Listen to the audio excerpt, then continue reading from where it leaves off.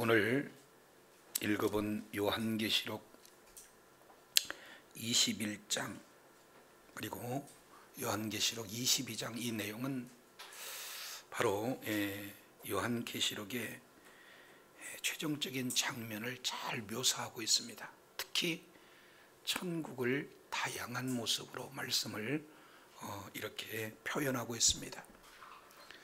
성경에서 나타나는 하나님의 나라는 크게 5가지로 우리가 정리해 볼 수가 있습니다. 그래서 하나님의 나라는 첫째, 인격적인 천국, 인격적인 하나님의 나라 이렇게 표현합니다. 그리고 천국은 너희 안에 있다 이 말씀을 하고 계시는 거죠. 두 번째는 하나님의 나라는 교회적인 하나님의 나라가 있습니다. 그래서 지금 주님의 몸된 교회가 곧 천국이요 하나님의 나라인 것입니다. 세 번째, 하나님의 나라는 이제 통치적인 하나님의 나라다. 그러니까 하나님의 생명으로 이제 거듭난 모든 자가 천국이고 모여있는 무리가 곧 교회요 천국이며, 이것은 바로 이 건물 내가 아니라 어떤 삶의 현장 속에 간다 할지라도 하나님의 통치가 이루어지는 그곳이 바로 천국이다 라는 사실을 말씀하고 있어요. 따라서 이 하나님의 나라는 이미 이 땅 가운데 바로 이루어졌기 때문에 저와 여러분이 늘 이런 인격적인 하나님의 나라, 교회적인 하나님의 나라, 통치적인 하나님의 나라를 누리며 살아갈 수 있는 존재가 되었습니다.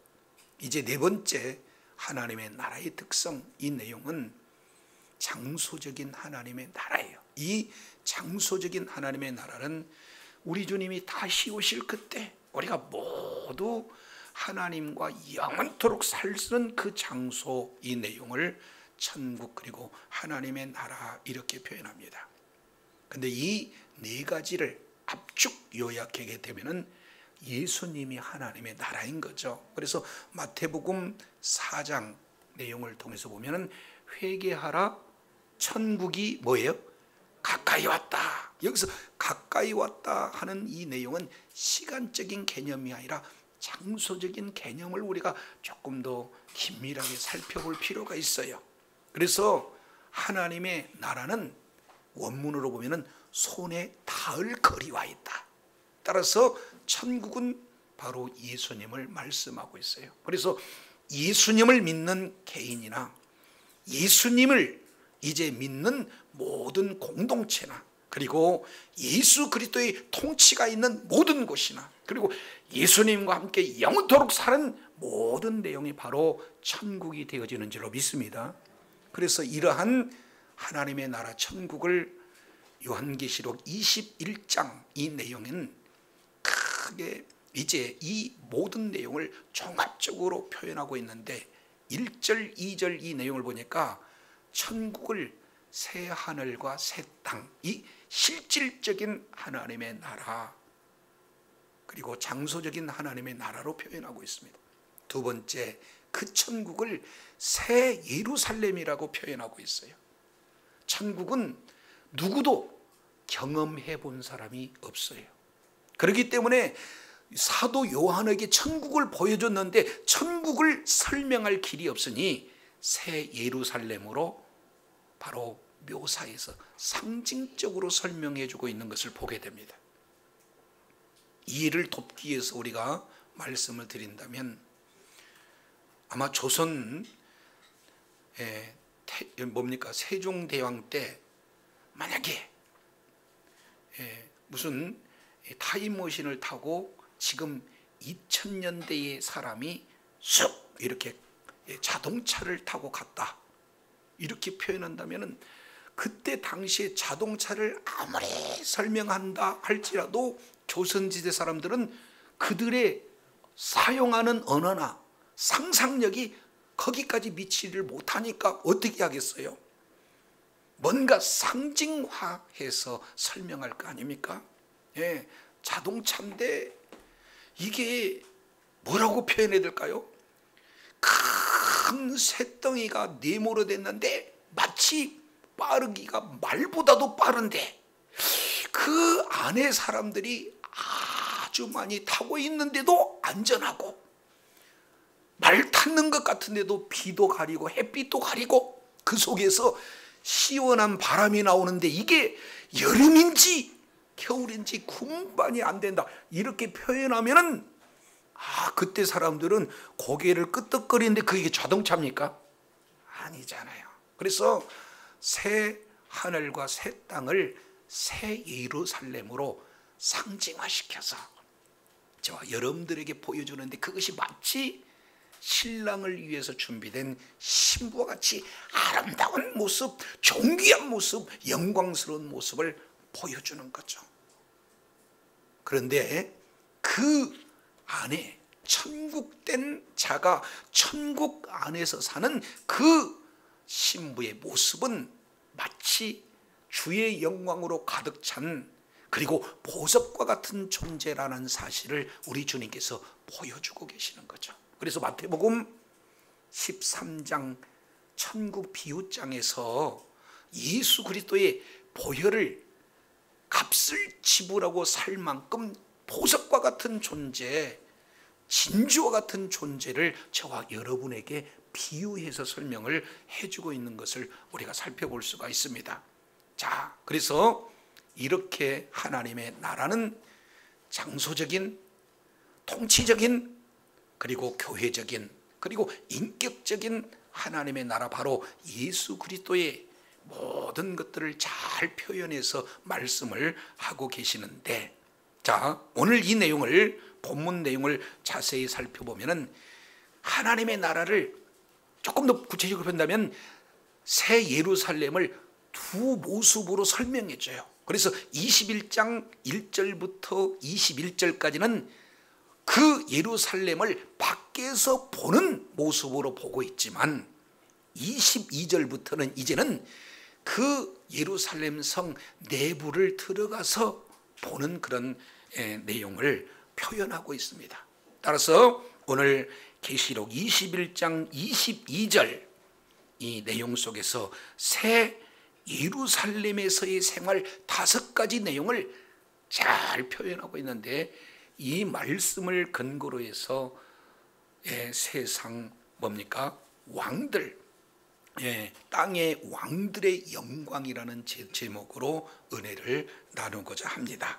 자, 21장 22절 새 예루살렘에서의 생활 첫 번째 개념을 말씀하고 있습니다. 21절 내용을 보니까 이렇게 표현하고 있습니다.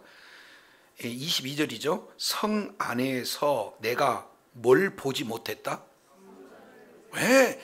예루살렘 성 안에 뭐를 보지 못했느냐? 성전을 보지 못했다. 이 내용을 원문에 충실해서 살펴보면 22절 앞에 이렇게 표현했습니다. 한번 따라하겠습니다. 보라! 시작! 보라! 이것은 감탄사예요. 지금 사도 요한이 21장 10절에 크고 높은 산에 성령에 이끌려서 크고 높은 산에서 그 아름다운 영광스러운 지극히 존귀한 예루살렘을 보고 놀랐어요. 그런데 실제 외부를 보고 있는 사도 요한을 뭡니까? 예루살렘 성 안으로 보니까 떡 말이 막혀가지고 보라! 이런 감탄, 말로 표현할 수 없는 그 환희, 이 내용을 설명을 해주고 있어요. 근데 보라 하면서 놀라는 첫 번째 내용을 봤더니 성 안에, 새 예루살렘 안에, 성 안에 성전을 기대하고 봤는데 성전이 뭐 했어요? 없어요. 이것이 새 예루살렘 안에서의 첫 번째 모습을 말씀을 하고 있습니다. 자, 그렇다면 성전이 없다, 이 내용을 뭐로 표현할 것인가? 뒤에 우리 하나님께서 또 자세히 뒤에 해석을 해 주십니다. 뭐라고 표현했습니까? 이는 주 하나님 곧 전능하신 이와 및 어린 양이 그 뭐가 되기 때문이라? 그러니까 성전을 이렇게 찾을래야 찾을 수 없는 것은 왜냐하면 보이는 성전이 아니라 뭐예요? 보이지 않는 성전이 있는데 그 성전이 누구냐? 하나님이 성전이요 어린 양이신 예수 그리스도가 성전이기 때문에 나타나는 그런 건물과 같은 성전을 볼 수가 없었다, 이렇게 표현합니다. 이 속에는 구속사적 큰 의미가 흐르게 되는 거죠. 왜냐하면 우리 하나님께서 하나님의 형상과 하나님의 모양대로 사람을 창조하시고 이제 우리 하나님께서 에덴 동산에서 늘 하나님과 만나고 하나님과 동행하고 하나님으로 말미암아 기쁨과 행복으로 넘쳐나는 하나님의 나라의 그 그림을 어디에서 보여주셨냐면은 바로 에덴 동산에서 보여주셨거든요. 근데 그렇게 하나님과 함께 산 하나님의 나라의 전부를 온전히 줬는데도 불구하고 죄가 들어옴으로 말미암아 에덴 동산에서 모든 인류는 쫓겨남을 이렇게 받았잖아요. 자, 그래서 우리 하나님께서 그 하나님의 형상과 하나님의 모양대로 지음받은 사람들과 영원토록 함께 살기 위해서 우리 하나님이 특별히 계획하고 우리 하나님께서 설계를 친히 하셔서 세운 그런 바로 그림자가 있는데 그게 뭐냐? 성전은 하나님께서 저와 여러분하고 함께 살 장소를 성전으로 지었다라는 사실을 출애굽기 25장 8절에 기록하고 있어요. 따라서 성전의 기능은 첫 번째 가장 중요한 내용은 하나님이 사실 장소다, 이렇게 말씀하고 있어요. 자, 근데 하나님과 함께 살아야 되는데 문제는 하나님은 빛이요 죄는 조금 더 찾아볼 수 없는 하나님이기에 함께 살려고 보니까 죄인된 인간의 문제가 되잖아요. 그래서 성전에서 함께 살기 위해서는 그냥 오는 것이 아니라 죄인이 그 죄인을 대속해서 죽을 바로 제물을 가지고 와라. 그래서 그 사람의 죄를 대신 죽는 그런 어떤 제물로 말미암아 이제는 제사가 이루어져서 죄를 용서받을 때 비록 거기에서 하나님을 만나고 하나님과 이제 깊은 교제가 이루어질 수 있는 장소가 바로 성전이다. 그래서 두 번째 성전의 기능 내용은 첫 번째는 하나님이 사실 장소요, 두 번째는 성전은 죄사함을 받을 수 있는 그 기능을 가진 장소가 바로 성전이다라는 것을 보게 됩니다. 그런데 예수 그리스도께서 십자가에서 피 흘려 죽으심으로 말미암아 구약 성경에서 제물은 부분적으로 또는 아주 온전하지 못한 죄사함을 이렇게 받았는데 예수 그리스도의 보혈은 완전한 이제 속죄요 영원한 속죄인 줄로 믿습니다. 그래서 예수님이 십자가에서 죽으시면서 다 이뤘다 말씀하고 있어요. 그러니 이제는 성전이 죄 사함을 받았으니 하나님의 나라에서는 있을 이유가 있어요, 없어요? 없어요. 그러니까 아예 예루살렘 자체가 하나님의 영광으로 가득 찬 곳이요 그곳 자체가 우리 하나님이 임재하시는 성전이기 때문에 눈 육체적으로 보여지는 그런 성전은 있을 이유가 없다. 그러니 깜짝 놀란 거잖아요. 보라, 예루살렘 성 안에 봤더니 성 안에 뭐가 없는 거예요? 성전이 없다, 이렇게 표현하는 거예요. 너무 감사하잖아요. 그래서 저와 여러분은 이제 예수 그리스도를 믿는 믿음으로 말미암아 눈에 보이는 성전이 아니라 이제 아예 성전 되신 하나님 안에서 하나님과 함께 사는 천국을 누리는 복된 존재로 우리 주님께서 세워주신 줄로 믿습니다. 이것을 구약적 개념으로 본다면 성전 이렇게 표현해, 하나님이 거하는 장소. 그런데 요한복음 2장 21절 내용을 통해서 살펴보면 예수님께서 헤롯 성전, 아주 아름답게 진 헤롯 성전을 다 부숴버려라, 그러면 내가 사흘 만에 다시 세우리라 하신 그 말씀을 뒤에 해석하기를, 이는 성전된 그의 육체, 다른 말로 본다면 성전이 이제 본질이 누구냐? 예수 그리스도인 줄로 믿습니다. 그래서 참 성전이 왔는데 눈에 보이는 그림자 건물 성전은 있을 이유가 없다, 우리 주님께서 말씀을 하고 계시는 거죠. 그래서 하나님이 성전이요 동시에 예수님이 성전이라는 사실을 성경은 말씀하고 있어요. 그런데 너무 감사하게도 예수 그리스도의 보혈로 정결함을 받는, 속죄함을 받는 성도들을 고린도전서 3장 16절 그리고 고린도전서 6장 19절 내용을 통해서 보면은 너희가 성전이다 이렇게 말씀하고 있어요. 따라서 하나님이 성전이요 예수님이 성전이요 예수 그리스도를 믿는 성도가 성전인 줄로 믿습니다. 그래서 영원한 하나님의 나라 천국에는 온통 성전 안에서 성전이 성전된 하나님과 함께 성전된 자들이 살기 때문에 성전이 있어야 할 이유가 있습니까 없습니까? 없어요. 그래서 깜짝 놀라는 거예요.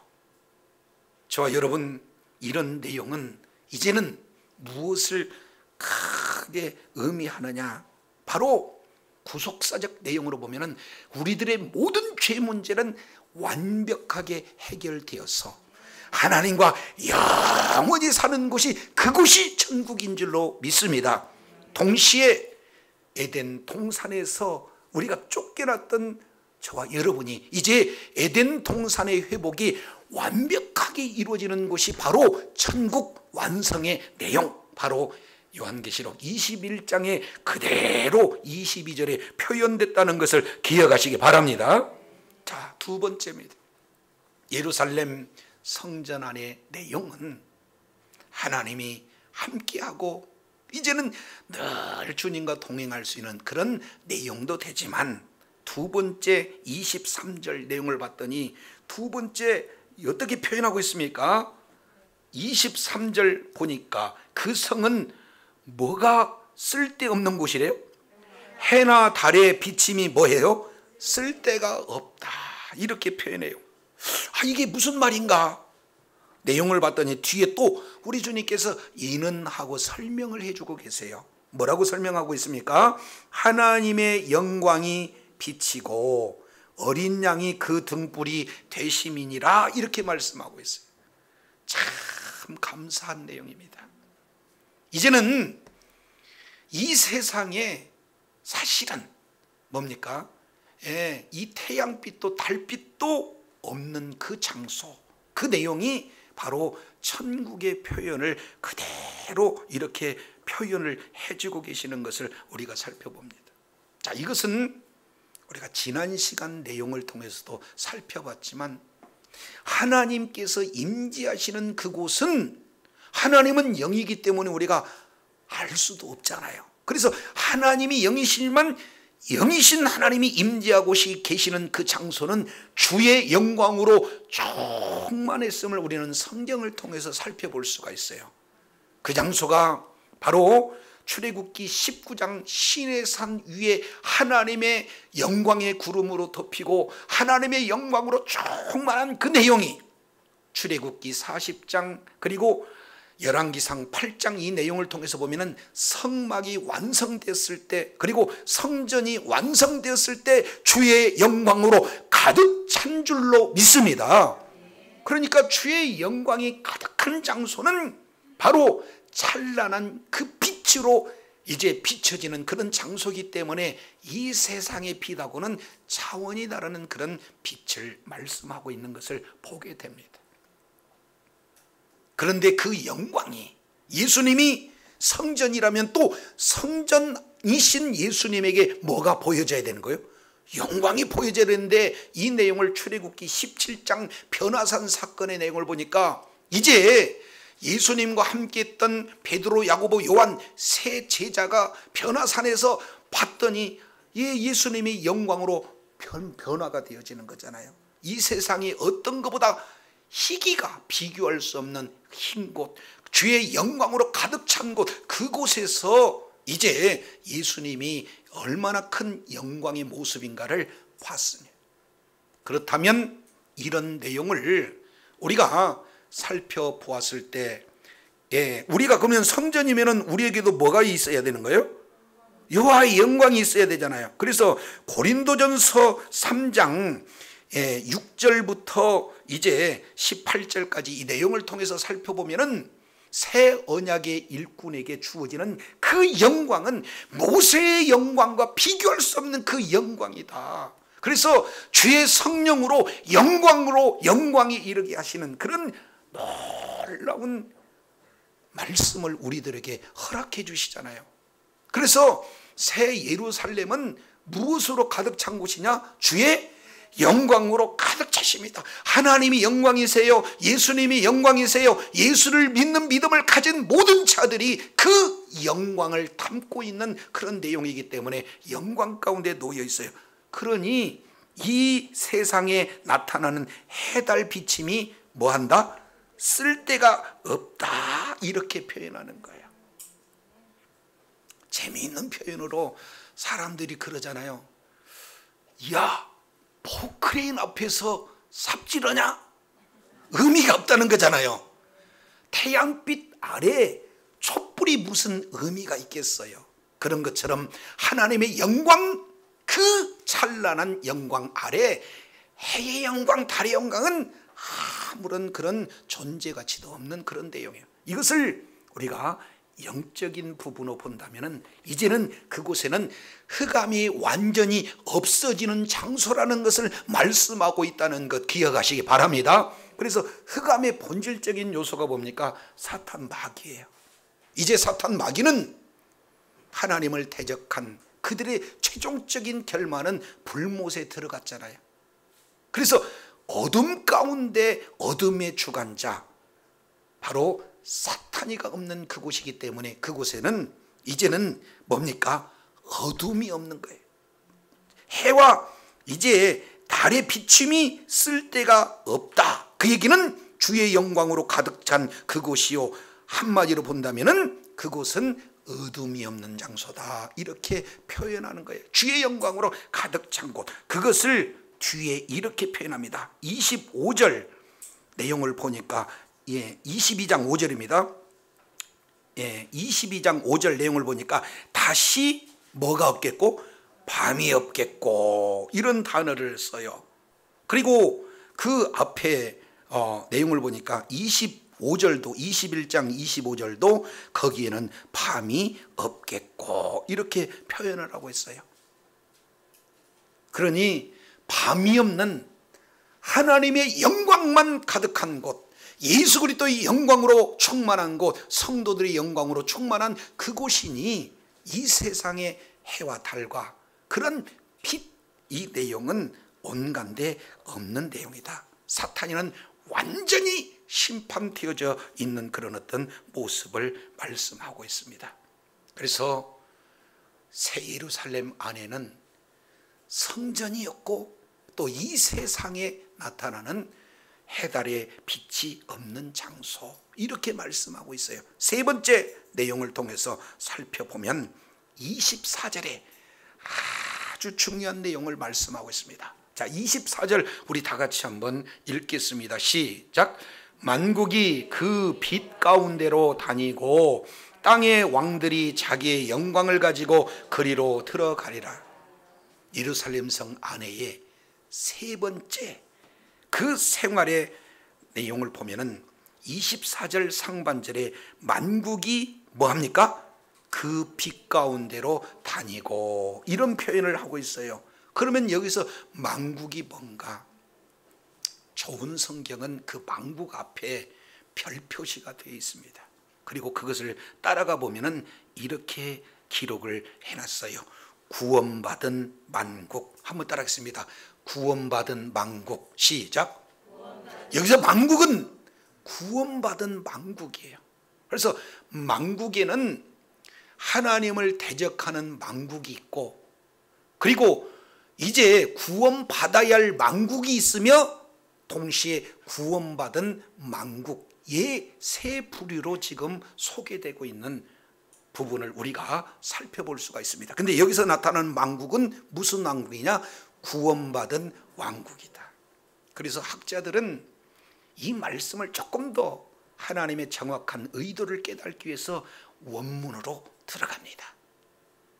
원문 내용을 통해서 보게 되면 원문도 똑같은 원문이 아니라 다양한 원문이 있어요. 그 중에 공인된 원문을 스테판 본문이다 이렇게 표현합니다.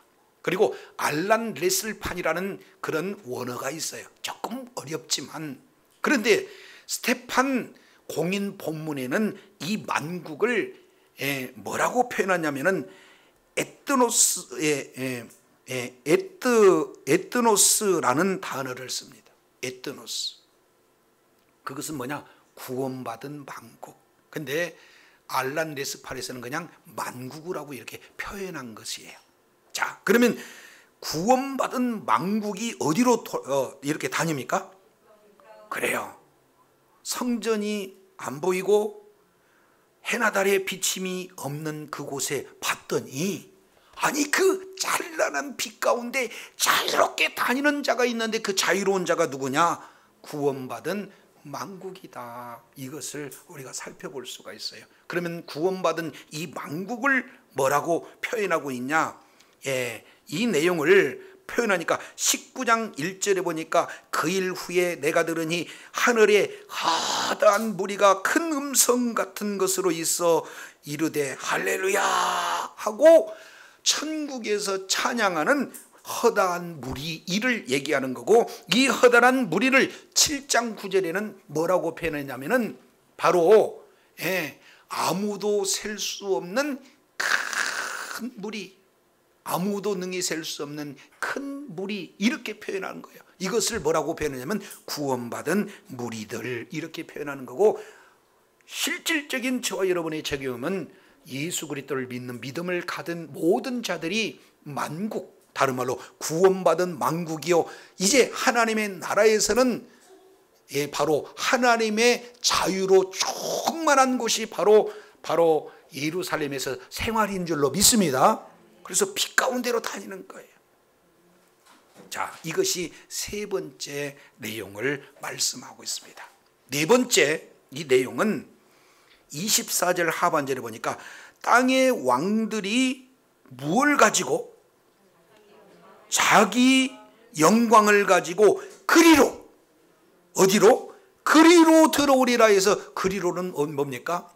새 예루살렘으로 들어와요. 그러니까 새 이름으로 사람으로 들어와서 계속해서 다니는 두 부류를 표현하고 있어요. 이것을 바로 만국이라고 표현하고 또 하나는 땅의 왕들이라고 표현합니다. 이것은 같은 존재 성도인 저와 여러분을 말씀하고 있어요. 자, 이 내용을 좀 더 깊게 우리가 살펴보면은 출애굽기 19장에 우리 하나님께서 이스라엘 백성들하고 언약을 하실 그때에 너희는, 출애굽기 19장 5절 6절 굉장히 중요한 내용이죠. 성경 전체를 아우를 수 있는 중요한 본문이에요. 근데 거기서 내용을 보니까 너희가 언약을 지키면 나의 특별한 소유가 되고, 그리고 두 번째 거룩한 무슨 제사장 나라. 자, 뭐라고요? 제사장 나라. 그러면 두 가지 개념이에요. 하나는 제사장, 또 하나는 나라, 이 개념인데, 이 나라를 뭘로 사도 베드로는 바꾸고 있냐면은 이 내용을 왕이라고 바꿔요. 그러니까 나라나 왕의 통치나 똑같은 의미예요. 그래서 베드로전서 2장 9절의 내용을 보니까 제사장 나라를 왕 같은 제사장, 이렇게 표현하고 있어요. 그래서 저는, 그리고 저와 여러분은 왕 같은 제사장의 그런 어떤 존재로 변화된 줄로 믿습니다. 그래서 모두가 이제는 예수 그리스도를 믿는 믿음을 가진 자는 무슨 다른 제사장에 의해서 이제 우리가 예배를 드린 것이 아니라 하나님 앞에 직접 예배를 드릴 수 있는 그런 존재예요. 그래서 요한복음 4장 23절 24절 내용을 보면은 예배의 원칙을 우리 주님께서 원리를 말씀하고 있잖아요. 예루살렘에서도 말고 여기서도 말고 이제는 장소의 문제가 아니라는 거야. 그러면은 참된 예배자를 오늘 또 주님이 찾으시고 그 참된 예배자를 만나주시는데 그 자는 누구냐? 영과 진리로 예배하는 자를 우리 주님이 찾으신 줄로 믿습니다. 이제 장소의 문제가 아니에요. 바로 하나님이 계신 그곳이 하나님의 나라요, 예수 그리스도를 믿는 믿음을 가진 성도들이 하나님의 나라요, 예수 그리스도가 하나님의 나라요, 바로 모든 그런 하나님의 나라로 이루어진 그런 자는 우리 하나님께서 하나님께 영광을 돌리는 그런 예배자를 찾으신다는 사실을 성경을 통해서 우리가 살펴볼 수 있게 되는 겁니다. 그래서 여기서 이제 두 가지 내용이에요. 하나는 만국, 또 하나는 땅의 왕들. 이것 같은 내용이다, 이걸 표현하는데 이것을 제사장 나라라고 출애굽기 19장 5절에는 말씀하고 있고, 베드로전서 2장 9절에는 왕 같은 제사장으로 말씀하고 있고, 이 내용을 계시록 1장 6절 그리고 5장 10절 이 내용을 통해서 보면은 나라와 제사장으로 삼으신 우리 하나님께 영광을 돌린다는 표현이에요. 그래서 결국 이제 계시록에서 나라와 제사장으로, 왕 같은 제사장으로 저와 여러분들을 신분을 변화시켜 그 신분이 변화된 자, 구원받은 자, 왕 같은 제사장들이 하나님의 나라에 들어가고 그 하나님 나라에 들어가서 자유롭게 하나님과 동행하며 하나님 앞에 예배하며 하나님께 영광 돌리는 존재로 변화되어진 줄로 믿습니다. 그럼 여기서 중요한 거예요. 왜 그러냐면 지금까지 우리들은 뭘 그렇게 많이 들었냐면은 예수 믿으면 구원받아요. 여기까지는 많이 들었어요. 참 건강한 내용입니다. 그러나 종말론적 신앙생활을 하고 있는 저와 여러분, 그 내용은 거기까지만 하면 안 돼요. 왜 그러냐면 구원받은 사람은 구원받은 자의 삶을 살아야 된다, 이것을 보게 돼요. 근데 왜 그러냐면 뭡니까? 믿음으로 구원받지 않고 혹시 잘못하면 행위 구원으로 이렇게 되어질까 봐 지금까지는 구원론이 가장 강조되었던 그런 내용인데 그 구원론 가지고는 안 돼요. 이제 구원받은 자의 삶까지를 우리가 더 봐야 된다. 이것을 오늘 예루살렘에서 살 수 있는 그런 생활의 모습 세 번째, 네 번째를 만국 그리고 땅의 왕들 이렇게 표현합니다. 그러면 이게 땅의 왕들이라는 것은 구원받는 성도의 또 다른 표현인데 이것을 왕 같은 제사장 역할이에요. 저와 여러분은 예수를 구주로 영접하면 이제 거듭난 구원받은 존재인 줄로 믿습니다. 동시에 구원받은 저와 여러분은요, 사명을 받은 존재예요. 그래서 이것을 뭐라고 표현하냐면 두 가지 내용으로 표현합니다. 한번 따라하겠습니다. 구원으로의 부르심, 사명으로의 부르심. 시작. 그럼요. 그래서 예수 그리스도를 믿는 믿음을 가진 모든 자들은 다 사명자예요. 그러면 어떤 사명을 가졌느냐? 내 힘으로는 구원받을 수가 없어요. 오직 예수 그리스도를 믿는 믿음으로 구원에 임한 줄로 믿습니다. 그리고 구원받은 그 자는 이제 그 다음부터 어떻게 되냐면 성장 성숙해서 하나님 나라를 확장해가는 영적 군사로서 바로 예수 그리스도를 전하는 증인의 삶이 저와 여러분에게 사명으로 주어지는 줄로 믿습니다. 그래서 예수 믿는 사람은요, 구원의 확신이 있어야 돼요. 그리고 그 구원의 확신이 어떤 손해가 오고 어떤 힘든 일들이 나타난다 할지라도 구원의 확신이 흔들려서는 안 된다, 그 말이에요. 근데 거기까지만 되는 것이 아니라 손해가 봐도 어렵고 힘든 상황이 있어도 예수가 그리스도라는 사실을, 나의 구세주가 바로 예수님이라는 사실을 전하는 자리에 있는 것이 바로 왕 같은 제사장의 사명을 갖는 존재인 줄로 믿습니다. 그래서 예루살렘에서 정말로 우리 하나님께 영광 돌린 자는 만국도 되지만 땅의 왕들이 자기 영광을 가지고 우리 주님 앞에 이렇게 들어가는 그런 부분들을 말씀하고 있어요. 이것을 우리 주님이 보여주신 것이니까 사실은 다 같은 내용이에요. 성전이 필요 없다. 그리고 거기는 해달 해달과 같은 그 빛이 필요 없다. 그 얘기는요, 하나님과 우리의 관계가 완전한 무슨 관계가 됐느냐? 연합의 관계가 된 거예요. 하나됨의 관계가 된 겁니다. 이것은 요한복음 17장 예수님께서 겟세마네 동산에서 대제사장적 기도를 드릴 때 땀이 핏방울처럼 이르게 하나님 앞에 드리는 그 기도 가운데 믿음의 공동체를 위해서 드리는 기도 중에 하나가 뭐냐면은 하나됨. 뭐라고요? 아버지여, 아버지와 내가 하나가 된 것 같이 저들도 우리와 하나 되게 하옵소서. 완전한 하나됨, 이 내용이 언제 완성이 되느냐? 바로 새 예루살렘에 입성할 때에 완전하게 완성되어지는 줄로 믿습니다. 그러면은 이제는 하나님 안에 예수님이, 예수님 안에 하나님이 있는 것처럼 우리가 하나님 안에 있고 하나님이 우리 안에 있는 그런 어떤 내용을 말씀하고 있는 거예요. 그래서 사도 바울은 복음 중에 복음이라고 할 수 있는 갈라디아서 2장 20절 말씀을 통해서 내가 십자가와 함께 못 박혔나니 이는 내가 산 것이 아니요 내 안에 누가 산 것이라? 그리스도께서 산 것이라. 이제 내가 육체 가운데 사는 것은 나를 사랑하사 나를 위해서 자기 목숨을 버리신 바로 예수 그리스도를 위해서 사는 것, 이렇게 표현했습니다. 이제 저와 여러분은 예수님과 함께 십자가에서 저와 여러분 죽은 목숨이에요. 그리고 저와 여러분 안에 누가 사신 거예요? 예수님께서 사셔요. 그러니까 저와 여러분을 통해서 모든 삶의 현장 속에서 예수 그리스도의 향기가 드러나고 예수의 그리스도의 빛이 저와 여러분에게 드러나게 되는 줄로 믿습니다. 그래서 요한복음 마태복음 5장 14절 이하 내용을 보면 너희가 세상의 빛이라. 에베소서 5장 8절 이하 내용을 보면 너희에게 전에는 어둠이었더니 지금은 세상의 빛이라 우리 주님께서 말씀하고 있잖아요.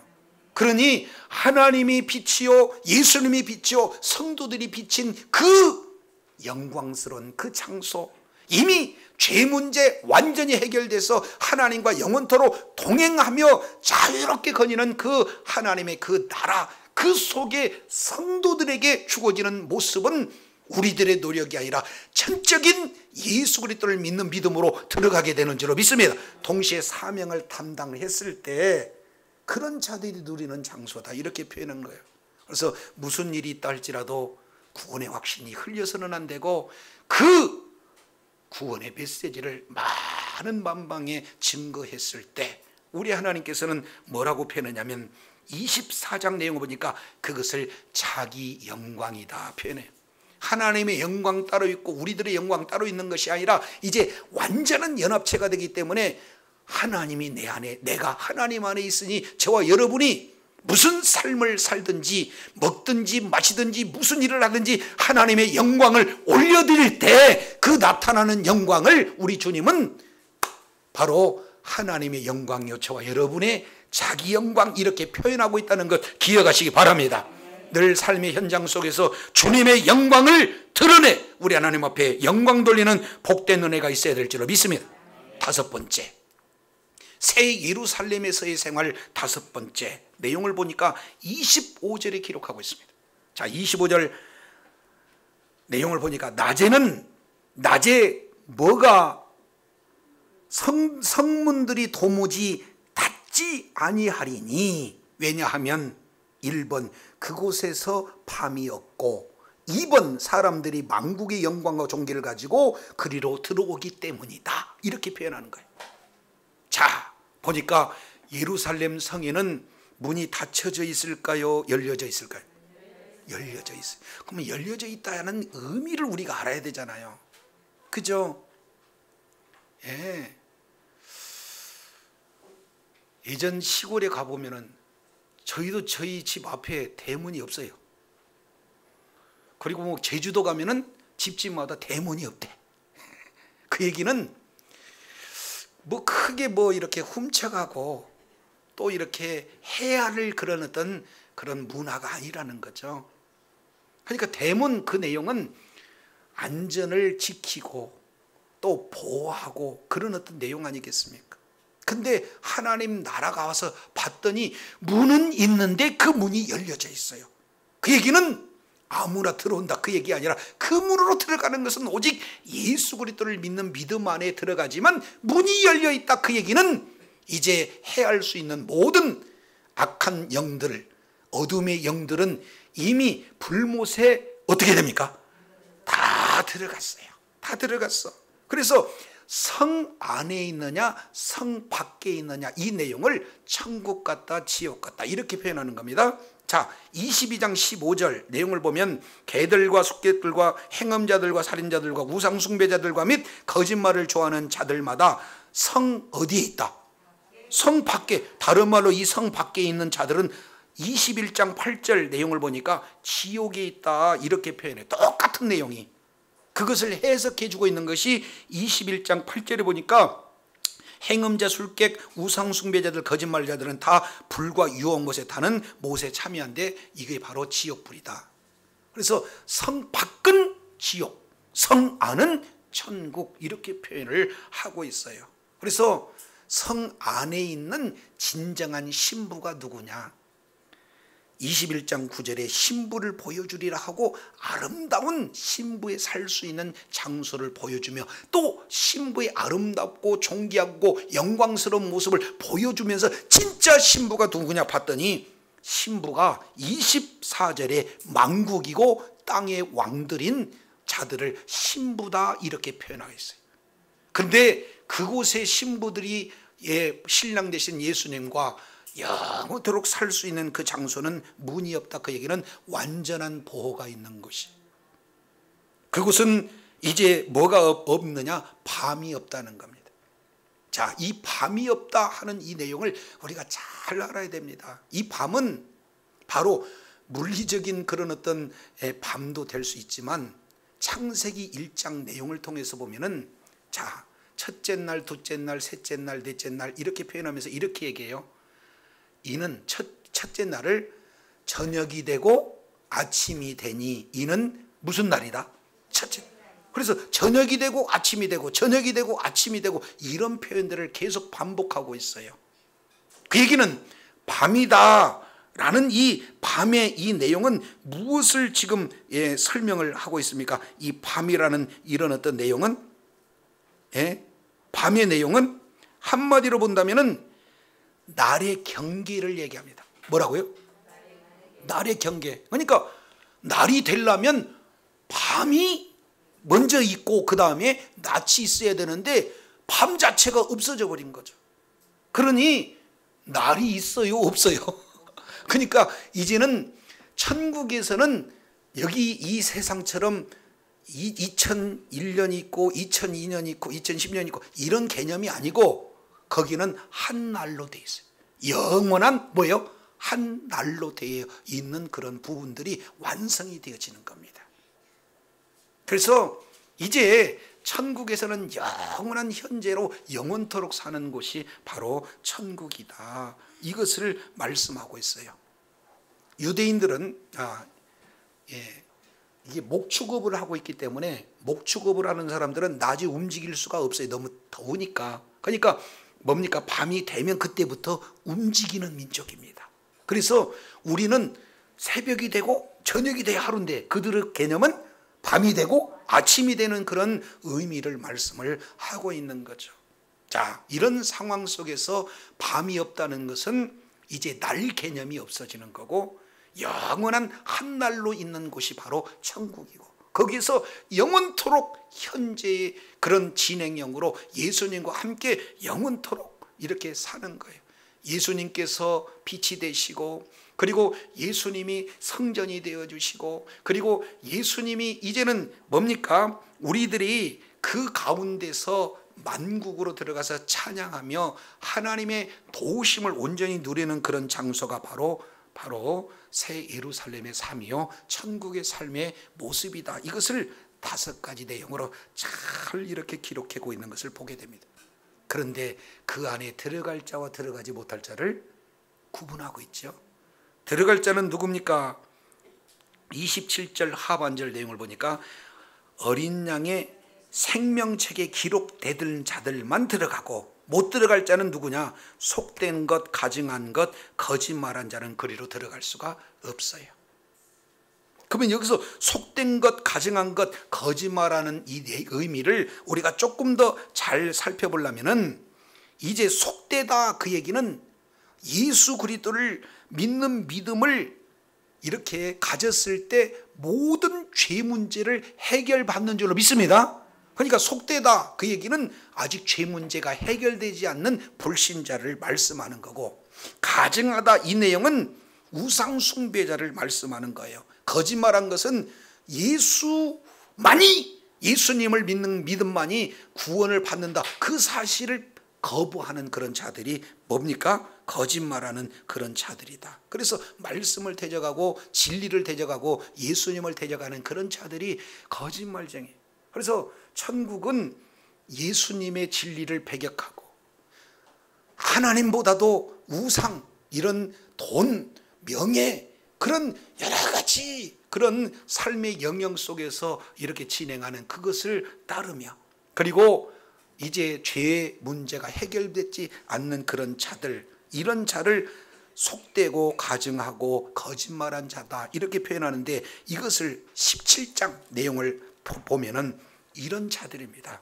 하나님을 따라가는 자가 아니라 예수님을 따라가는 이가 아니라 이 세상을 따라가는 거예요. 17장 4절 보니까 그 여자는 자줏빛과 붉은빛 옷을 입었어요.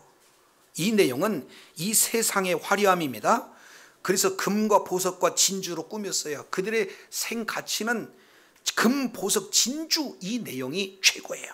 근데 그 뒤에 보니까 그 손에 금잔을 가졌는데 1번 가증한 물것, 그 음행에 더러운 것들이 가득하더라. 결국 짐승을 따라가는, 이 세상을 따라가는 그런 이 세상적 가치를 가지고 따라가는 그런 자들을 바로 세 가지 모습으로 표현하게 되는 거죠. 그게 바로 21장 27절에 보니까 속된 것, 가증한 것, 거짓말한 자는 들어갈 수가 없다는 거예요.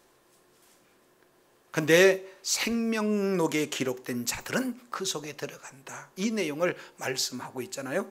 근데 생명록에 기록된 자는 딱 한 가지뿐이 없습니다. 예수 그리스도를 믿는 믿음을 가진 자들은 생명록에 기록된 줄로 믿습니다. 자, 이제 종합해 보면 새 예루살렘, 이 내용은 천국, 그리고 예수 그리스도의 신부들이 살 그 장소, 다른 말로 보면 예수 그리스도를 믿는 믿음의 성도들을 가진 영광스럽고 존귀하고 아름다운 그런 모습의 삶을 이렇게 보여주고 있는데, 그 예루살렘 성 안에서의 삶을 5가지로 요약하고 있습니다. 성 안에 성전이었고, 그리고 해나 달의 빛이 쓸데없는 장소고, 만국이 자유롭게 들어가고 구원받는, 그리고 땅의 왕들이 이제 그 속에서 영원토록 이제 주님과 함께 거하는 곳이고, 그리고 그곳은 바로 성물이 도무지 닿지 않는 영광스러운 곳, 밤이 없는 그곳이다. 그래서 밤의 내용을 이제 영원토록 있는 그런 부분이고, 이제 악한 영들이 아예 취해진 곳이에요. 그래서 우리의 삶 속에 적용해 본다면 그 밤은 어떤 곳이냐? 그곳에서는 죽음이 바로 하나님의 속성과 정반대되는 그런 내용, 죽음이 없는 곳입니다. 눈물 흘릴 것이 없는 곳입니다. 애통함이 없는 곳입니다.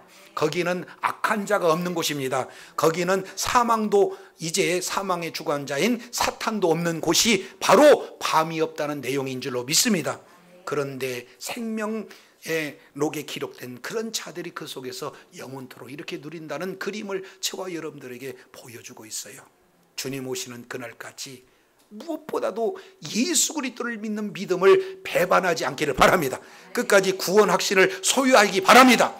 뿐만 아니라 그 믿음을 끝까지 간직하고 그 믿는 믿음으로 많은 자들에게 그 주의 사명을 잘 감당하는 자리에 있기를 원합니다. 그래서 우리 하나님께 이제 구원받은 자로서 사명을 감당하는 자로 하나님의 영광으로 가득하고 하나님의 보호로 가득하고 하나님과 영원토록 동행하는 새 하늘과 새 땅, 그리고 새 예루살렘 안에서의 영원한 분복을 누리는 지혜자요 축복자요 하나님 앞에 존귀하게 쓰임받는 그런 능력자들로 우리 하나님 앞에 영광 돌리기는 그런 주의 자녀들 다 되시기를 예수 이름으로 축원합니다.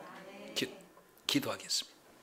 거룩하신 참으로 좋으신 하나님 감사합니다. 우리가 무엇이건데 예수 그리스도를 믿는 믿음을 허락하시고 보석과 같은 존재로 삼으시고 예수님의 피에 값을 다 지불하고 사실 만큼 바로 진주와 같은 존재로 삼으실 뿐만 아니라 이제 밤도 없는 영원한 하루 가운데 있는 사탄도 없고 눈물도 없고 애통함도 없고 환난도 없고 죽음도 없고 모든 어려운 것들이 없는 그곳에서 영원토록 성전 되신 주님, 영광으로 가득 찬 주님 가운데 빛 가운데 살 수 있는 존귀한 자로 세워주신 것 감사합니다.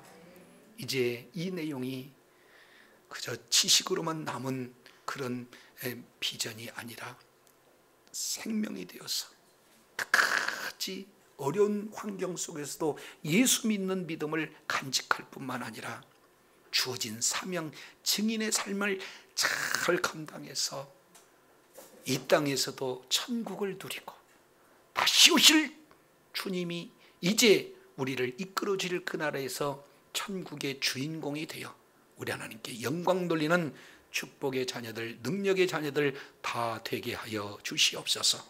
우리 구주 예수님 이름으로 기도드립니다. 아멘.